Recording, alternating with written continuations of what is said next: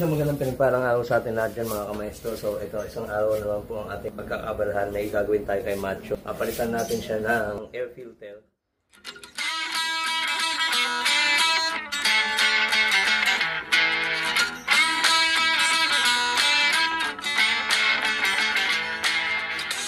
Ito nga tayong papasalamat sa TESDA at sa gobyerno dahil dumating na yung ating allowance. Ang saya nila, landbank talaga. Smile yan. Ang saya-saya, nakangiti lahat. Picture. 2940. Oh, yun pa oh. Oh, yun oh. Oh, meron na. Gagamitin natin siya sa mas pakinabang na bagay. Gagamitin natin pambili ng ating pyesa na kailangan dito sa sakyan. So, ito na nga tayo bibili na. Pupunta tayo sa auto supply at tama hindi masyadong mainit, maulan-ulan at masarap gumawa. Gagawin natin yung sa ating sakyan. At let's get.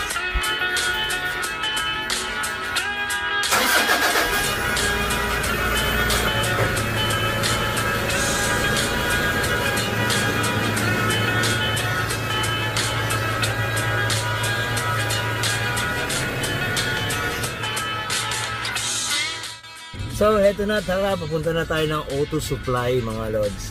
Bilan natin si Macho ng air filter. Okay. At heto na, malapit na tayo dun sa ating bibilihan ng ating pyesa. Papakita ko muna sa ating dahan yung ating kailangan pyesa. Air filter mga lods. Heto, makakaliwa tayo dito. At tamang-tama, walang tao mga idols.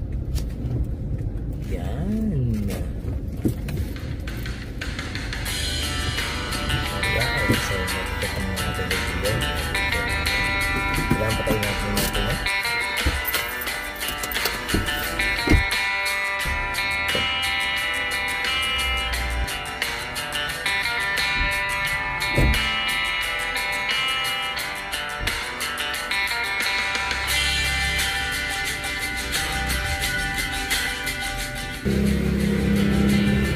So yan, bago sa luma. Thank you.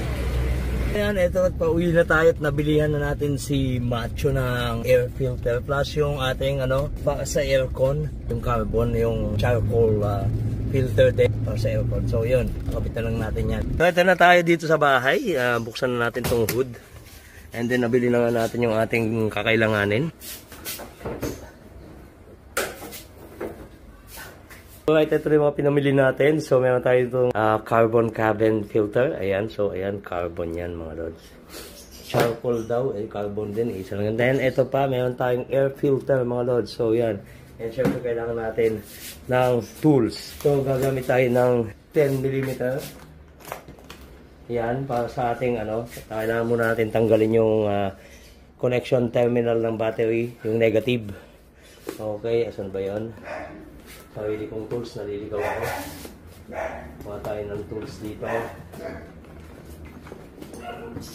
Number 10. So 10, tara. So ito na yung ating close and open wrench na 10mm. So baklasin lang natin to, luwagin natin tong alisin muna natin tong terminal ng battery, yung negative, to make sure lang na ma-save lang yung sensor ng air filter natin. May sensor kasi yun, so ganito lang kaluwag yan. Angat mo lang. Ayan. Ito yung ating air filter sensor. Ayan. Yan ang tatanggalin natin later on para mas safe lang siya. So linisan muna natin to, bubugan muna natin to ng hangin. Alright. So ayan, syempre bugahan muna natin to ng electric blower. So pwede yan. Maalis na yung mga excess na alikabok dyan. Para kung na tayo, galaw-galaw tayo dyan, hindi malaglagan yung ating makina kung ano man ng alikabok dyan. So tara, bugahan na natin.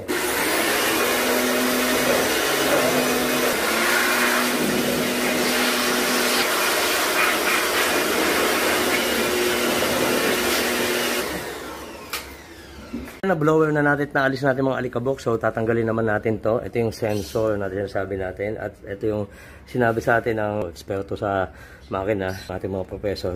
Ingatan daw natin tong sensor na to. Tanggalin natin to.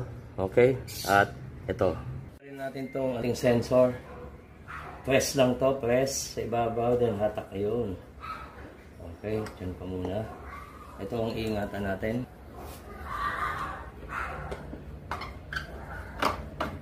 Dapat yung mga fittings na to, make sure na maibabalik natin to later on. yan.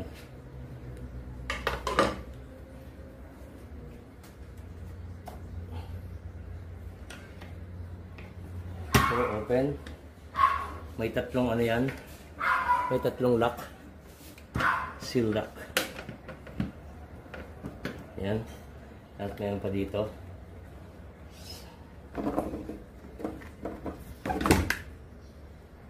Okay. Okay, ang hangin. So, ito na. Yung ating filter. So, ito, tinanggalan natin yung cover. Tapos yung filter. Check natin tong pinaka-hose niya. Yung malaking hose. At na-check ko nga. Hindi siya masyado madumi, oh. Mga lods. Ganun katindi si filter. Si air filter. At ito nga si air filter natin. Ayan, oh, tingnan nyo. Sobrang itim. Yun ang nagagawa niya, no? Grabe, no? Wala man lang kadumi-dumi yung ating hose pipe dito, papuntang engine, ayan. So, ganun ang laking tulong niya. Alright. So, ito, natanggal natin yung cover ng ating, air filter. So, may napansin tayo doon, sensor. Makikita niyo yung sensor na yun. Ayun ang sensor. Ito. Yan ang sensor natin, yan. Yung may pula na yun, ayan. Sensor ng air filter. So, ingatan natin yan. Gusto ko kasing linisan yung pinaka-cover. So, tatanggalin natin siya ng dahan-dahan lang. Sensitive daw to, okay? Screw natin yan. Make sure na maibalik natin sa dati to. Okay? Itong part na to.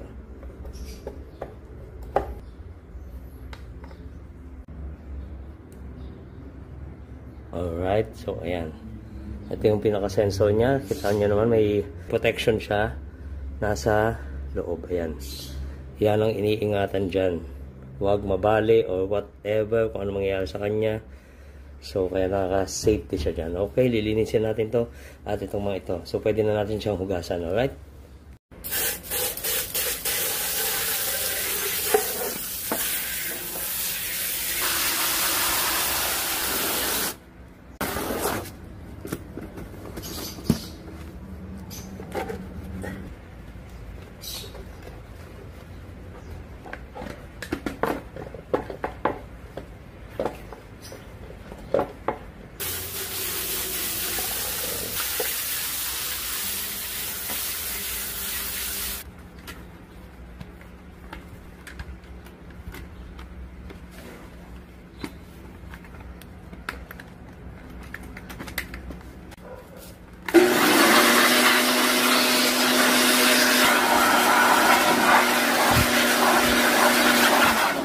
Ayan, na-dry clean na natin tong ating air filter cover. Linisin naman natin yung ating air filter box tsaka yung snorkel.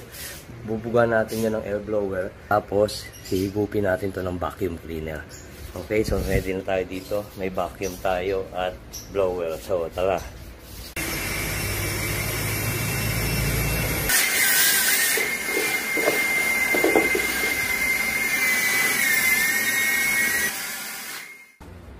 Okay, bukan na natin itong snorkel.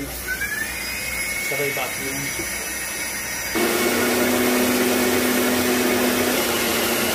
Alright.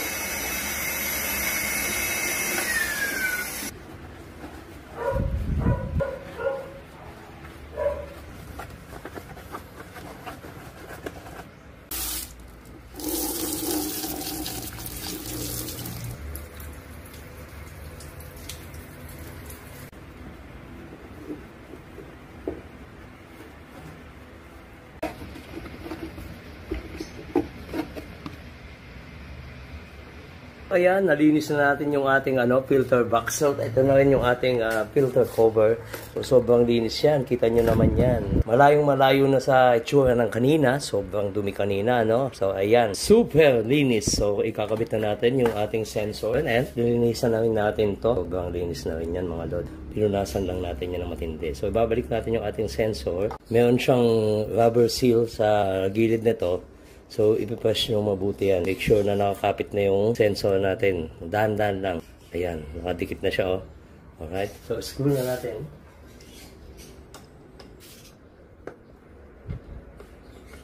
Yan. Okay na.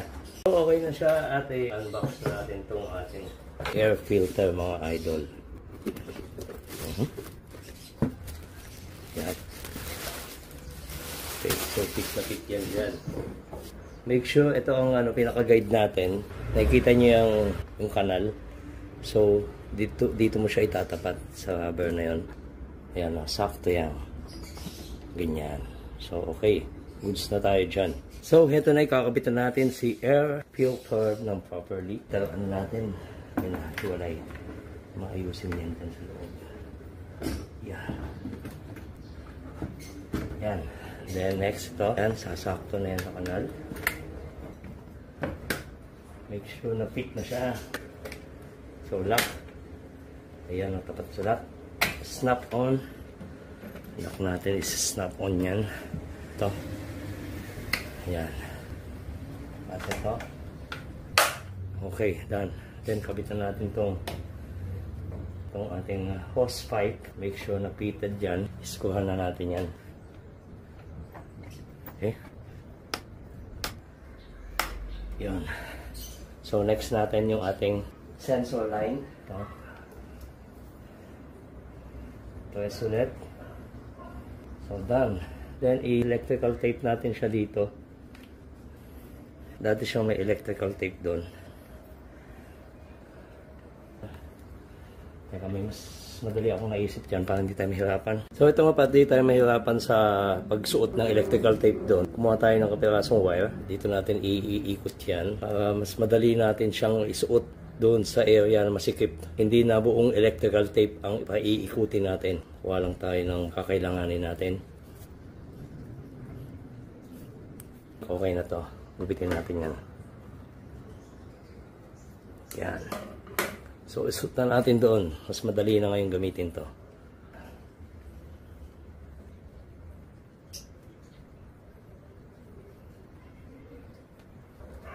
Ayan. Siyempre, huwag kakalimutan lagyan ng cable tie. Kasi may cable tie siyang dati. Ayan siya. Tuloy lang natin ang cutter yan. Okay. Ito na. Kabit na natin yung ating terminal.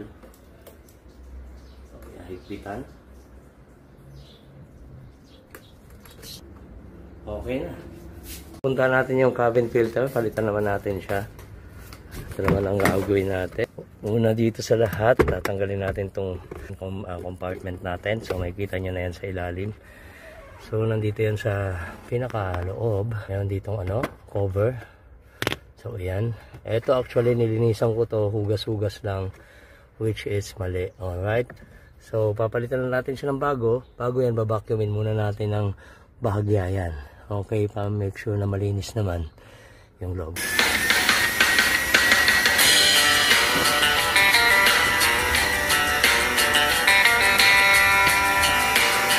Alright. So, okay na. So, tara, unbox natin itong cabin filter natin. So, yan. Okay, bagong-bago siya. Ano naman. So, may napansin ako dito, airflow nakalagay. Airflow, which is pababa. Tapos, ito naman, may nakalagay na up. So, ibig sabihin nito, ito yung side up. Pero walang nakalagay kung ano yung airflow. Up daw to, naka-arrow na ganyan. Ito naman yung arrow, airflow down. So, sa tingin ko, ito yan. Yung airflow kasi ng AC natin is pababa. So, ganito ang kabit natin. So, tara, kakabitan natin to doon. Tara, let's. Alright, so para mas maintindihan natin tong airflow na sinasabi nito, yan yung guide natin. Kasi yung isa nga, up lang nakalagay, yung luma. So, paandawin natin sa sakyan na walang filter. Yan. So, on natin. Meron tayong papel. Papirasong papel. Lalagay natin dyan. Malalaman natin yan kung saan ang hangin. No? On. So, ayun. Hinihigop siya pababa. Ayan, o. Ayun. So, yung airflow pababa. Patayin na natin. So, gets natin. So, ito na. Kakabitan natin mga kamaestro. So, airflow. Sundan natin yung guide. Tapos, sundan natin yung space na yon. Hindi siya papaganyan. Hindi pa ganon, paganyan. Airflow. Ayan. Tama yung ginawa natin. Ayan. Yan ang papasok niyan. So, alright. Yung cover niya. So, iyon na yun. That's it. And balik na natin yung ating compartment. Madali lang siyang ikabit. Papasok mo lang ganun. Didiin mo lang. Ayan. Ito. Ayan. So, ayan siya. Pupush lang natin. So, goods na siya. So, okay na yung ating cabin filter. Alright, so kamesto, try na natin patakbuhin to. Let's. So, ayan mga kamesto, test drive tayo. Hanap tayo na medyo makababang daan. Kaso, medyo libit lang ang ating takbo dito. Kasi ano nga, baka may bata. So, try na natin to. Pero maganda na yung hatak niya. Tingnan natin. So, ito na.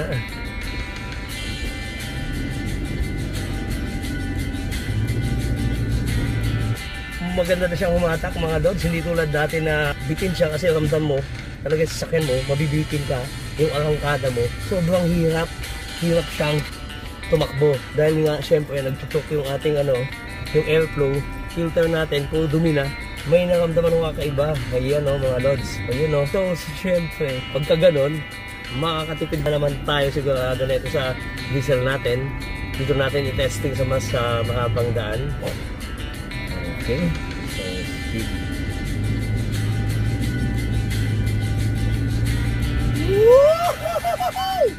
Alright, so ayan, okay na to. Mga lods, ang lakas niyang umatak ando na agad. So eto, balik na sa akin siguro na ito sa bahay. Mag-U-turn na tayo. O yan, okay na siya, okay na talaga. Satisfied. Okay. Pati yung aircon natin, sobrang smooth lang, malamig. Cool na cool, so tara, uwi na tayo. U-turn lang tayo dito. Alright? So, balikan ko kayo. So, ayan, natapos na tayo na test na rin natin yung ating sasakyan at napalitan na nga natin yung air filter at cabin filter. So, hanggang sa muli mga kamesto at kaibigan natin dyan. Paalam, God bless us all. Goodbye!